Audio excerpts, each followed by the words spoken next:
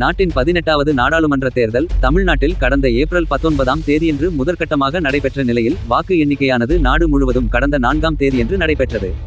நீலகிரி பாராளுமன்ற தொகுதியில் 10,13,410 வாக்குகள் பதிவான நிலையில் திராவிட முன்னேற்றக் கழக வேட்பாளர் ராசா 4,73,212 வாக்குகளையும், பாஜக வேட்பாளர் எல். முருகன் 2,32,627 வாக்குகளையும், அதிமுக வேட்பாளர் லோகேஷ் தமிழ்ச்செல்வன் 2,20,230 வாக்குகளையும் பெற்றனர். இதில் திமுக சார்பில் போட்டியிட்ட வேட்பாளர் ராசா வெற்றி பெற்றதை தொடர்ந்து நீலகிரி பாராளுமன்ற தொகுதிக்கு உட்பட்ட அவிநாசி பேரூராட்சி, திருமுருகன் பூண்டி நகராட்சி, சேவூர் ஒன்றிய பொதுமக்களுக்கு நன்றி தெரிவிப்பு கூட்டம் அவிநாசி புதிய பேருந்து நிலையம் எதிரில் நடைபெற்றது. இதில் நீலகிரி பாராளுமன்ற உறுப்பினர் ராசா கலந்து கொண்டு சிறப்புரையாற்றினார்.